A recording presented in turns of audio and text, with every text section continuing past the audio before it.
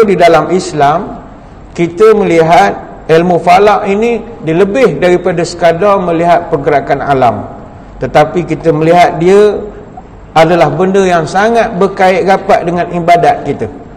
Waktu sembahyang misalnya, kiblat nak hala ke mana, ataupun kita nak menentukan masuknya 12 bulan hijrah yang baru, kita nak menjangka fenomena-fenomena gerhana misalnya, bulan dan matahari, semuanya daripada ilmu falak. Sebab itu apabila waktu solat tidak dapat diketahui melainkan dengan ilmu falak, maka ilmu falak itu menjadi satu tuntutan. Itu kaedah fiqh.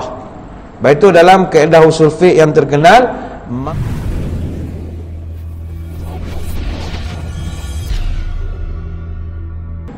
Assalamualaikum warahmatullahi wabarakatuh. Bismillahirrahmanirrahim. Alhamdulillahi hamdan katsiran thayyiban mubarakan fihi kama yanbaghi li jalali wajhikal karim wa li 'azimi sultanik. Allahumma salli ala sayyidina Muhammadin abdika wa rasulika nabiyil ummi wa ala alihi wa sahbihi wa sallim, amma ba'du. Terima kasih yang berusaha saudara pengacara majlis.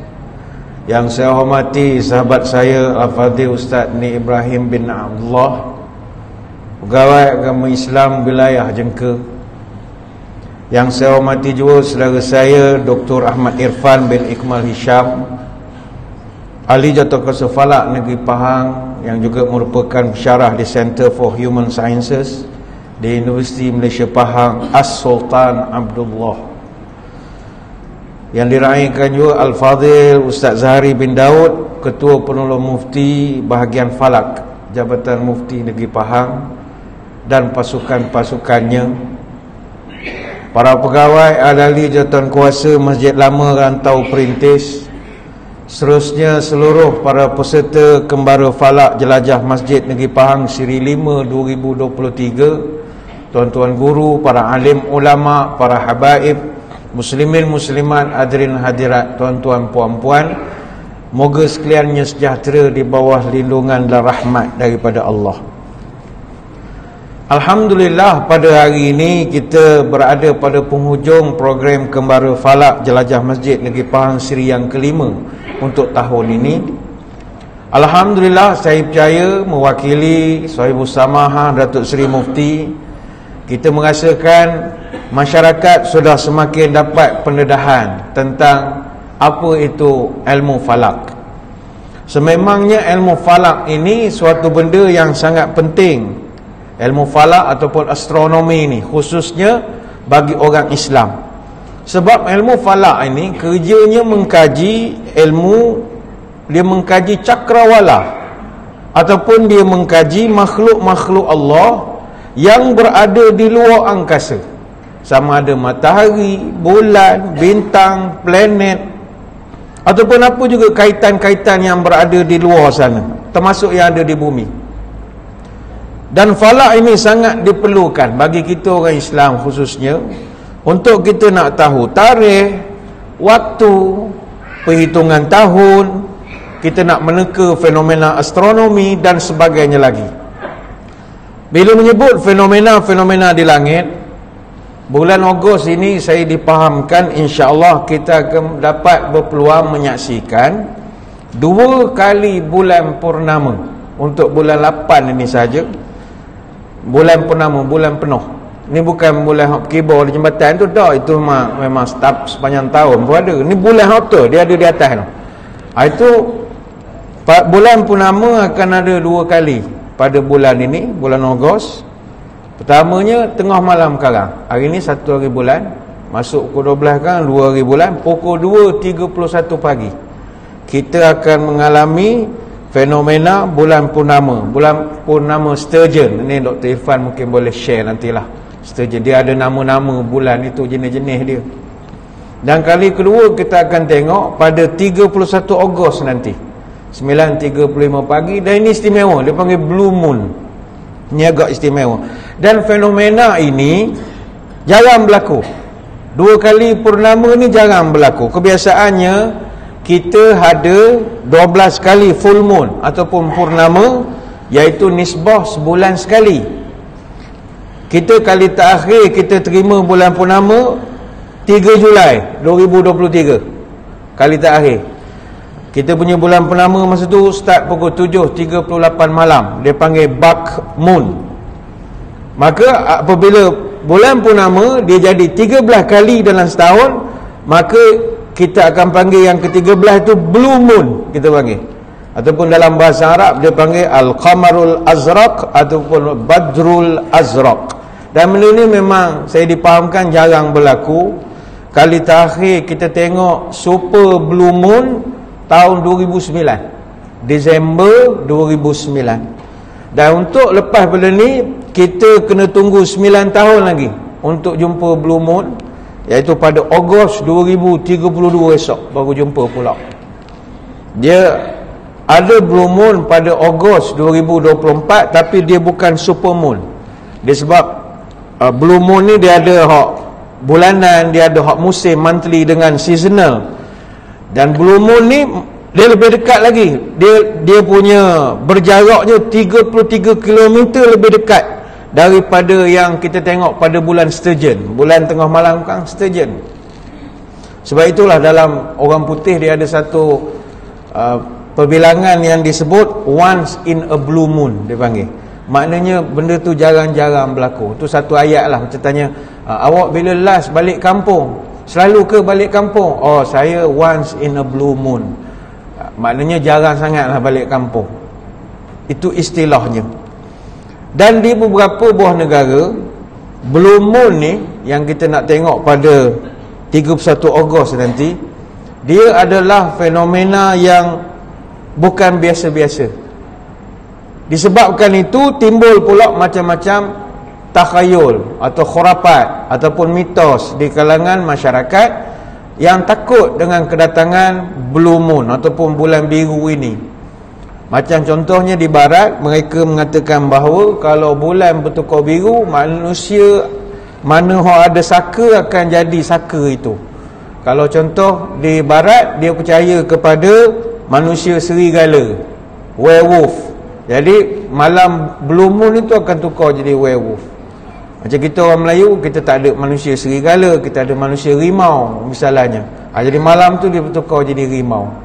Sebenarnya hari-hari kita ada rimau keliling kita, dia tak tukar saja jadi harimau. Perangai rimau banyak. Kemudian dia percaya berlaku serangan setan, akan berlaku kekejangan pada kaki, krem tiba-tiba. Dan Blue Moon juga akan menyebabkan haiwan menjadi buas. Sebagai contoh, anjing akan menjadi lebih ganas daripada biasa. Sebab ada satu dapatan tahun 2001 di England, mereka mengatakan jumlah gigitan haiwan yang berlaku pada doktor-doktor veterina menjadi 2 kali ganda ketika bulan purnama ketika itu. Kemudian mereka mengatakan bulan purnama biru juga menyebabkan haiwan mudah jatuh sakit. Dia ada buat satu data lah, dia buat satu kajian. Haiwan yang jatuh sakit meningkat bila bulan purnama, iaitu di kalangan kucing meningkat 23% dan di kalangan anjing meningkat 28%. Bagi kita orang Melayu, kita tak peduli pun, lantaklah nak jadilah hari-hari menengok bulan purnama, kita tak ada masalah sangat. Jadi malam kan, kalau bagi hak nak menengok, bolehlah menengok malam karang. Malam ni mungkin cahaya bulan dalam, saya ingat dalam 99.2% lah dia punya cahaya, 99.2, 99.3. Tengah malam nanti pukul 2 lebih dia akan 100%. Begitu cantik sekali bulan pada malam ini. Jadi ini sebahagian daripada keseronokan ilmu falak, iaitu kita tahu pergerakan segala makhluk Allah yang berada di luar sana. Maka di dalam Islam kita melihat ilmu falak ini lebih daripada sekadar melihat pergerakan alam, tetapi kita melihat dia adalah benda yang sangat berkait rapat dengan ibadat kita. Waktu sembahyang misalnya, kiblat nak hala ke mana, ataupun kita nak menentukan masuknya 12 bulan hijrah yang baru, kita nak menjangka fenomena-fenomena gerhana misalnya, bulan dan matahari, semuanya daripada ilmu falak. Sebab itu apabila waktu solat tidak dapat diketahui melainkan dengan ilmu falak, maka ilmu falak itu menjadi satu tuntutan. Itu kaedah fiqh. Baik itu dalam kaedah usul fiqh yang terkenal, ma la yatimul wajibu illa bihi fa huwa wajibun. Apa benda yang sesuatu yang wajib tidak akan sempurna melainkan dengan sesuatu itu, maka sesuatu itu akan menjadi wajib. Dan nanti saya ingat Dr. Irfan pun ada terangkan, bila Dajjal turun dan sebagainya lagi, ilmu falak sangat mustahak. Sebab Dajjal datang, tempoh masa jadi berubah. Dalam tempoh kedatangannya sehari merasakan seperti sebulan, yang dalam hadis disebutkan. Maka bila sahabat tanya nak semayang macam mana, Nabi suruh kira ikut hitungan waktu tertentu. Jadi mengira itu adalah ilmu berkaitan dengan falak. Sebab itu falak ni sangat seronok. Dan bagi kita orang awam, saya ingat tuan-tuan puan-puan kalau nak belajar tentang kedudukan kiblat, tentang benda-benda berkaitan penentuan waktu sembahyang, itu memerlukan ilmu yang selapis lagi. Bagi kita orang awam, ilmu falak ni cukup sekadar untuk kita nak melihat kebesaran Allah Subhanahu Wa Taala. Sebab itu salah satu daripada sunnah Nabi yang orang jarang amalkan sekarang adalah Nabi dia sangat suka memandang ke arah langit. Iaitu apabila dia bangun daripada tidur, dia akan mengusapkan wajahnya dengan tangannya, kemudian Nabi akan memandang langit dan Nabi akan membaca 10 ayat terakhir daripada surah Ali Imran. Para ulama' membahaskan apa hikmah Nabi pandang beria sangat ke langit. Nabi memang suka pandang ke langit. Sejak daripada zaman pertukaran kiblat daripada Masjidil Aqsa ke Masjidil Haram, Nabi selalu memandang ke langit. Kemudian diterus lagi sunnah itu kerana mengandungi hikmah yang terbesar. Imam Al-Ghazali dia ada membahaskan tentang perkara ini. Sebab itu kalau tengok dalam Quran, perkataan langit atau penciptaan langit akan didahulukan sebelum daripada diceritakan penciptaan bumi. Mana-mana ayat, langit dulu baru bumi, langit dulu baru bumi. Apa sebab? Langit ni dia banyak rahsia. Bagi orang yang dah minat sangat dengan ilmu falak, langit ni umpama satu kotak peti harta karun yang sangat teruja mereka nak mengetahui dan mengorek-ngorek rahsianya. Sekali sudah jatuh cinta dengan dunia falak dan astronomi ni, tak keluar rumah. Beli seperong, beli teropong, tok di rumah, duduk diam. Puan-puan mesti suka kalau dapat suami begitu. Memang tak keluar dah. Kerja ni sekodeng, bukan sekodeng rumah orang, tengok ke atas.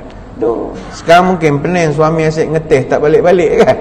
Belikan dia teropong semperong tu. Malangkan kita pasang kan, kita nak menengokkan fenomena di langit, belikan semperong itu, biar dia duduk di rumah. Ghalib Hujjatul Islam Imam Al-Ghazali dalam kitab Al-Hikmatu fi Makhluqatillah, dia menyebutkan bahawa antara hikmah kita memandang langit ini memiliki 10 faedah. Wa qalilun fin nazar ila as-sama' fawaid. Ada 10 faedah kita memandang kepada langit, kata dia. Tangkusul hammi wa taqlilus sawasi. Panjanglah dia menceritakan antaranya memandang ke langit ni mengurangkan kesedihan, mengurangkan was-was, menghilangkan perasaan takut. Termasuklah juga memandang ke langit ini wa taslil mushtaq, dia boleh menghiburkan orang yang sedang rindu. Baik itu orang dulu kalau rindu pada pasangan, dia pandang ke langit. Macam kita duduk di Jengka, Pondok Pusat, pasangan kita duduk di Kuantan. Zaman itu telefon tak ada, tak ada nak WhatsApp, tak ada nak apa. Makanya untuk melepaskan rindu, pandang ke langit. Maka banyaklah puisi-puisi, banyaklah pantun, lagu-lagu dulu, semua memandang ke langit. Sebab bagi dia melepas rindu. Kita pun kalau mak pergi haji zaman dulu, Zaman tak ada WhatsApp, boleh tanya khabar, tak tahu apa berita. Mak duduk di Mekah sampai 40 hari lebih. Jadi sekali-sekali kita rindu. Bila rindu, ramai orang dulu pandang ke langit, tengok kapal terbang, suka. Kapal terbang lalu dia cakap, mak, bila nak balik mak? Balik kapal terbang tu pergi Bangkok. Dia bagi dia untuk lepaskan rindu dia. Jadi banyak hikmah memandang ke langit ni, bahasa mudahnya. Justru itulah dalam sejarah Islam, ulama dan juga umara berganding bahu untuk memahirkan diri dalam dunia falak. Ulama-ulama dulu mencurahkan segala kepakaran mereka dalam ilmu-ilmu seperti ini. Bagi contoh, Imam Al-Khawarizmi, dia buat kerja-kerja penterjemahan, dia transmisikan ilmu falak dan juga ilmu-ilmu berkaitan seperti matematik daripada bahasa Latin ke bahasa Arab. Dia campur pula beberapa finding dan penemuan-penemuan baru. Dari segi umarak pula, kalau abad ke-14 dan 15, ada satu orang sultan dari dinasti Timurid, namanya Mirza Ulugh Beg. Dia ni, walaupun dia sultan, dia juga adalah ahli falak tersohor, yang mana dia susun jadual falak untuk perhitungan pertama, imkanur ru'yah, kemungkinan melihat anak bulan. Yang kedua, dia susun jadual gerhana matahari dengan gerhana bulan. Jadi jadual ni sampai sekarang dikenal dengan Zaij Ulugh Beg. Bahkan kalau kita pergi ke pondok-pondok pengajian di Nusantara, di alam Melayu, sebagaimana yang terkandung di dalam kitab Sulam Nairan karangan Kiai Muhammad Mansur Al-Betawi, jadual ini diajarkan di pondok-pondok pesantren ketika itu. Maka orang Melayu menjadi satu bangsa yang pandai dengan falak. Kita tuan-tuan puan-puan, orang Melayu kita dulu pandai ilmu falak. Tok kita, toki moyang semua pandai ilmu falak. Baik tu orang tua-tua dulu nak buat rumah, dia menengok 4 penjuru alam dan sebagainya. Tak serupa kita rasa nak beli rumah, beli je. Rasa nak buat rumah, pacak je. Orang dulu nak buat jamban pun dia ikut. Dia tengok segala tradisi falak tu dah ada. Bahkan kalau di kampung-kampung, di pondok-pondok pengajian dulu, dia ajar penggunaan robot mujayyab ataupun sain kuadran itu untuk nak tetapkan waktu semayang, nak tetapkan kiblat kita. Selain pada kiblat, dia boleh guna pula untuk menentukan tinggi suatu benda, kedalaman sesuatu benda. Dia ada ukuran dia. Zaman itu orang tua-tua kita. Baik tu orang Melayu memang mahir dengan falak. Saya nak kongsikan dengan tuan-tuan puan-puan, nenek moyang kita dulu, dia kenal bintang-bintang yang ada di langit. Kita tak kenal sangat bintang yang ada di langit. Kita kenal bintang di darat je. Hak menyanyi, hak berlakon, kita panggil bintang-bintang. Bintang yang di langit kita tak berapa kenal. Kalau kita macam sekarang ni, kalau tuan-tuan rajin lah, sepanjang bulan 8 sampai tengah bulan 8, kita kalau perhatikan sekitar waktu maghrib sampai isyak, akan ada satu objek terang di langit arah barat yang akan kelihatan setiap hari pada perintan ni, antara maghrib sampai isyak. Benda tu bukannya satelit, bukan UFO, bukan bintang biasa, tapi ianya adalah planet Zuhrah ataupun Venus. Orang Melayu dulu, dia tak belajar sains serupa kita, tapi dia mengeluarkan tu bintang kejora. Bintang kejora sekarang tengah ada kalau kita rajin menengok. Bintang kejora ni kalau lagu-lagu zaman dulu banyak lah. Dulu Katina Dahari dengan Aziz Jaafar nyanyi lagu Malam Cemerlang. Kata dia, cari bintang kejora, berseri dan bercahaya, tapi sayang dek sayang, kejora di awan-awan. Kalau bulan yang kesepian, jangan pungguk yang dirindukan. Jikalau mencari kawan, bintang di awan sanggup temankan. Dia bintang kejora ni kawan pada bulan. Ada bulan adalah dia peneman pada bulan. Tuan-tuan pernah dengar lagu tu kan? Saya nak nyanyi boleh tapi segan. Hafal lagu ni kan, Katina Dahari dengan Aziz Jaafar. Sedap lagu je, nak tidur dengar sedap. Planet Zuhrah sekarang ni ataupun Venus, dia sedang berada pada kecerahan magnitude negatif 4.2. Maknanya dia adalah objek ketiga paling cerah di langit selepas matahari dan juga bulan. Dan planet Zuhrah ni dia akan kelihatan di langit arah barat selepas matahari terbenam, dan dah dikesan sejak akhir Oktober tahun lepas sampai bulan 8 ni, Ogos 2023. Lepas itu bulan 3 hari tu berlaku satu fenomena dia panggil gelinciran planet Zuhrah dengan bulan. Dia panggil penghijaban gelincir. Jadi bila ada berlaku keadaan itu, dia panggil grazing occultation. Sebahagian daripada cakra planet Zuhrah akan terlindung dengan satu sisi bulan. Dan masa itu pun banyak orang buat program untuk memandang ke langit. Namun start pertengahan bulan 8 nanti, planet Zuhrah akan kelihatan di langit arah timur sekitar waktu subuh pula. Jadi boleh menengok dengan mata kasar, boleh. Tapi nak tepat lagi guna kamera lah, guna teropong lah. Itu bintang kejora. Orang Melayu kenal bintang kejora. Yang kedua, ada satu lagi bintang dipanggil bintang ketika. Ni saya cerita bintang nenek moyang kita ni, bintang ketika. Dia kan orang Melayu ada jadual bulan sendiri, bulan 1, bulan 2, bulan So dia panggil.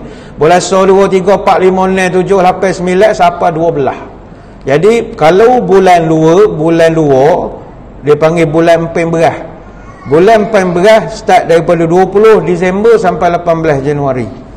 Pukul 10 malam bulan 2 akan ada bintang ketika. Dia bulan 2 dia bukan Februari macam kita, bulan 8. Kalau bulan Melayu bulan 9, dia lain sikit kiraan dia. Jadi pukul 10 malam akan ada bintang ketika. Amla bintang ketika ni sedap. Bintang ketika ni 7 bintang sejajar. Dia akan berada puncak kepala kita. Jadi bintang ketika ini orang dulu ada yang panggil bintang 7 ataupun bintang puyuh. Sampai dia buat pantun lama. Bintang 7 tinggal 6, jatuh sebiji ke Majapahit. Hilang sepuh nampak senam, baru tahu tuan tak berapa baik. Bintang 7 tinggal 6, jatuh sebiji di Gunung Daik. Peluk tubuh rasa nak demam, baru ku tahu badan tak berapa baik. Ada pantun berkenaan bintang 7 ini. Dalam astronomi dia panggil Pleiades. Pleiades ni Seven Sisters.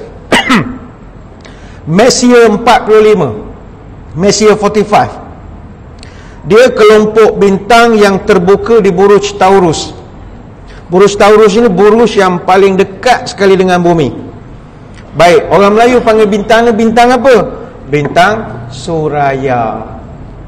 Suraya ni mungkin ada nama Suraya di sini. Suraya tu nama bintang, bukan rokok Indonesia. Kan dia pula kata, ngapalah abah taruh aku nama rokok Indonesia. Itu Suria lain. Ni Suraya. Suraya ni bintang ketika, antara bintang yang cantik lah yang berada di langit. Sebenarnya banyak saya nak kongsikan. Sebab itu kita di Jabatan Mufti berusaha untuk turun padang, berkongsi dengan masyarakat keindahan ilmu falak ini, supaya kita ni tahu bahawa ada lagi ilmu-ilmu yang kalau kita belajar menjadikan kita ini merasakan kebesaran Allah. Justru itu kita di Jabatan Mufti merasakan ilmu ini perlu turun ke bawah, perlu diarus perdanakan, dan tidak menjadi ilmu yang hanya dikuasai atau difahami oleh golongan elit akademia saja. Biar orang kampung pun faham. Dan kalau boleh ilmu-ilmu falak yang ada di pondok-pondok dari pelbagai sumber turas ataupun warisan, kita nak joinkan dengan ilmu falak moden, supaya mereka tahu penggunaan alat-alat terkini dengan ilmu mereka yang turas, gabungkan dengan alat-alat moden. Kita duduk bersama, bermuzakarah, saling kongsi ilmu untuk kita bangunkan ilmu falak khususnya di negeri Pahang ini. Dan kalau tuan-tuan ada kenal mana-mana orang kampung-kampung yang pada pandangan tuan-tuan melihat dia ni pandai ilmu falak, mengira dan sebagainya, maklumkan pada kami, maklumkan pejabat agama, kita akan pergi cari, jumpa dia, kumpulkan maklumat supaya ilmu falak ini, terutamalah ilmu falak Melayu, tidak terhapus begitu sahaja. Banyak nak diterangkan, tapi saya kira sekadar itulah sahaja sembang-sembang ataupun ucapan pada kesempatan petang ini. Sekali lagi saya mewakili Sahibus Samahah Datuk Seri Mufti Negeri Pahang mengucapkan ribuan terima kasih kepada seluruh pihak yang telah berjaya mengadakan majlis pada kali ini, iaitu program Kembara Falak Jelajah Masjid Negeri Pahang Seri yang kelima ini. Terima kasih yang tidak terhingga kepada Pejabat Agama Islam Jengka dan juga pastinya kepada pihak Masjid Lama Rantau Perintis yang sudi membantu pihak Jabatan Mufti.